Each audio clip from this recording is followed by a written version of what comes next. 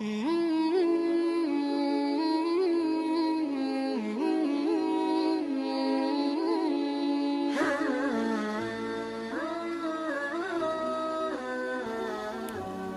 و حدیث کے دیکھنے اور سننے والے ناظرین و سامعین، السلام علیکم ورحمۃ اللہ وبرکاتہ۔ ناظرین و سامعین، امید ہے کہ آپ سب خیریت سے ہوں گے۔ دعا ہے رب ذوالجلال سے کہ آپ سب کو اپنی حفظ و امان میں رکھے۔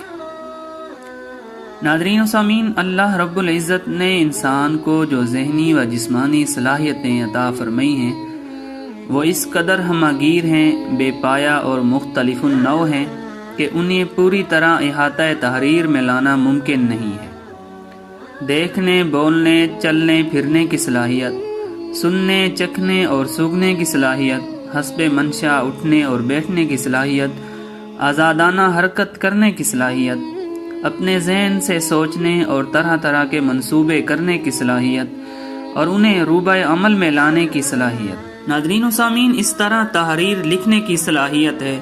تحریر بالفاظ دیگر فکر و سوچ یا خیالات و احساسات کو بذریعہ قلم صفحہ کرتاس پر منتقل کرنا بھی رب العالمین کی عطا کردہ ایک بہت بڑی صلاحیت ہے اور نعمت خداوندی بھی۔ ہر مصنف، کالم نگار، مضمون نویس، ڈرامہ رائٹر، ناول نگار، ہر ایک کا اپنا اپنا طریقہ، انداز تحریر اور لکھنے کی نشست ہے۔ ناظرین و سامعین، کسی کو بالکل خاموشی میں لکھنا اچھا لگتا ہے تو کسی مصنف کی آمد شور شرابے میں ہوتی ہے۔ کوئی ادیب لکھتے وقت سیب اور شہد کا استعمال کرتا ہے تو کوئی گڑ اور برف کی ڈلیاں کھاتا ہے۔ کوئی مصنف کھڑے ہو کر لکھتا ہے تو کوئی الٹا لیٹ کر۔ الغرض ہر ایک کا اپنا اپنا انداز ہے۔ ناظرین و سامعین، اللہ رب العزت نے ہر چیز میں کوئی نہ کوئی تاثیر ضرور رکھی ہے۔ قلم کو سیدھے کان میں لگانے کی یہ تاثیر ہے کہ اس سے مضمون یاد رہتا ہے۔ جیسا کہ حدیث کی کتابوں میں ایک روایت ملتی ہے، حضرت زید بن ثابت رضی اللہ عنہ فرماتے ہیں، میں ایک دن نبی کریم صلی اللہ علیہ وسلم کی خدمت میں حاضر ہوا تو اس وقت آپ علیہ الصلاۃ والسلام کے سامنے ایک خط لکھنے والا بیٹھا ہوا تھا۔ میں نے آپ علیہ الصلاۃ والسلام کو لکھنے والے سے یہ فرماتے ہوئے سنا کہ قلم کو اپنے کان پر رکھ لو کیونکہ یہ چیز مطلب کو بہت یاد دلاتی ہے۔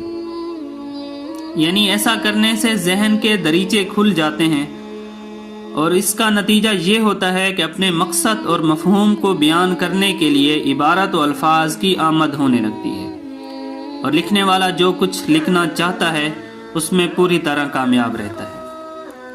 جیسا کہ کہا جاتا ہے، القلم احد اللسانین۔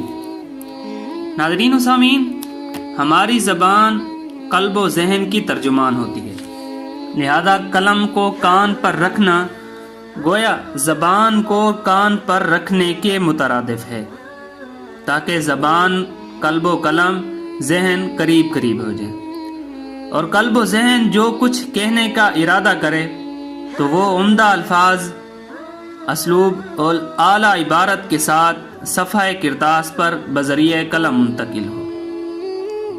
دعا ہے رب العالمین سے کہ ہمیں دین و دنیا کی بھلائیاں نصیب فرمائے، آمین۔ آخر میں ایک گزارش ہے کہ میری اور میری ٹیم کی حوصلہ افزائی کے لیے اس ویڈیو کو لائک کر دیجئے اور ہمارے چینل کو سبسکرائب کیجئے۔ ملتے ہیں اگلی ویڈیو میں، تب تک کے لیے خدا حافظ۔ میرا ملک، میری پہچان، پاکستان زندہ باد۔